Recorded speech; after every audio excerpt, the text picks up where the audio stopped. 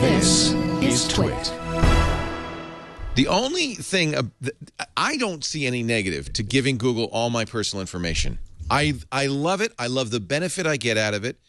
The negative isn't whatever, targeted ads or finding out my wife is pregnant when I didn't know it. The benefit, the thing I worry about is Google killing this stuff. I'm dependent on it. That's what I'm worried about. And now I hear that Google Voice may be on the block. Hostage. It's like, oh, they own me. Now you're dependent. Now we'll bill you. I'm happily owned by Google.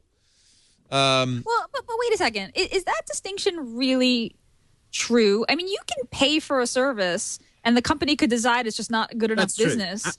And decide to shut it down anyway, right? I mean, that isn't really the difference between but what's the benefit I get from Google, paid or not? It's not that I don't have to pay for it. That's not the benefit to Google, because I gladly pay for it.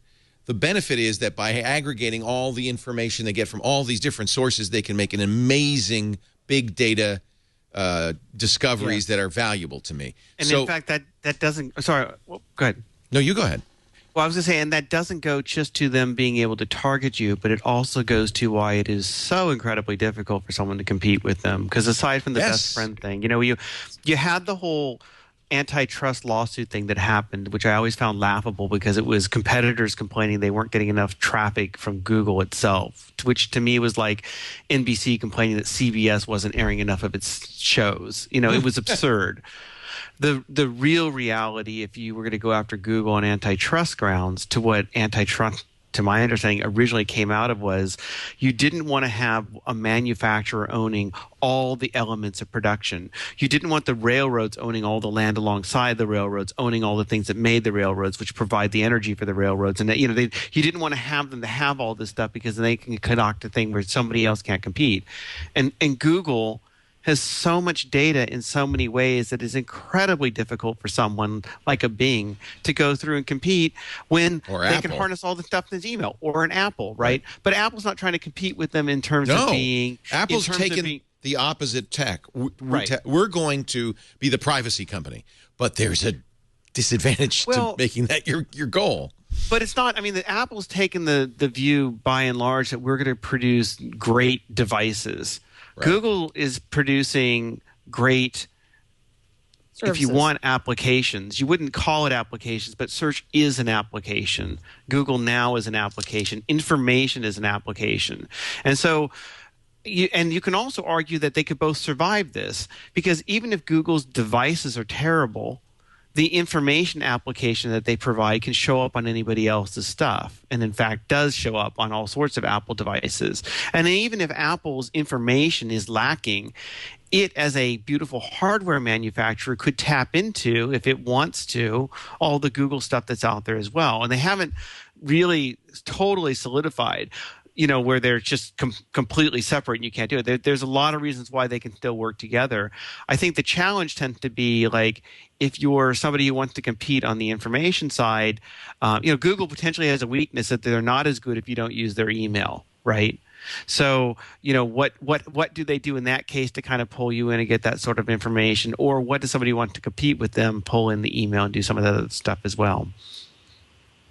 So the reason I'm worried is because, for instance, Google Voice, which I live by. In fact, I just told somebody about, and he was all excited. He moved all his stuff to Google Voice, and now I see from 9 to 5 Google that they're planning to move it to Hangouts. Now, you might say, oh, well, that's not a problem. They just moved it to Hangouts, except they also moved other things to Hangouts, and not all of it went with it, like Google Talk. So I'm concerned about features disappearing. I heard you talking about this yesterday on All About Android, Gina. Yeah, we did. I mean, look, the promise of Hangouts was always that it was going to be Google's unified messaging service, right? So you can see in that screenshot, Chad's got up, you know, the icons keep disappearing. Google Talk went away. Google Messenger went away. It all got rolled into Hangouts. But we still got Google Voice out there. Now, I mean, look, anybody that's been paying attention, anybody that uses the Google Voice app, particularly on Android, can see that it is just old and creaky. It has not been updated. The design is just old. They have not been putting work into updating Google Voice, the app. So now they're saying, 9 to 5 Google is reporting that word on the street is that Google Voice is going to get rolled into Hangouts, and we're already starting to see some of that. Like somebody just called me before, and my computer rang. You know, yeah, that's my Google fine. Voice number, my computer, that's fine. Don't mind that. But if the Google Voice Android app goes away, that means, hopefully it means, that all the features of voice go into Hangouts. That means voicemail transcriptions, call forwarding, filters, blacklist, whitelist. I mean, Google Voice is such a great, powerful application. I love it. It is my primary number. It has been since it was Grand Central. And yeah, I mean, my worry here is that some of the features are going to get lost in translation, lost in the transfer over. And we saw that happen with Google Talk, right? And we saw what happened to Jabber and XMPP. I'd be sad. Yeah, I'm kind of, I'm worried because this is the phone number that everybody in my life has. It's not like we haven't seen Google kill stuff that we loved before. Google Reader, Google Wave. They're capable of that. Right. And so Absolutely. that's the other side. By the way, let me show you the upside of Google owning the world.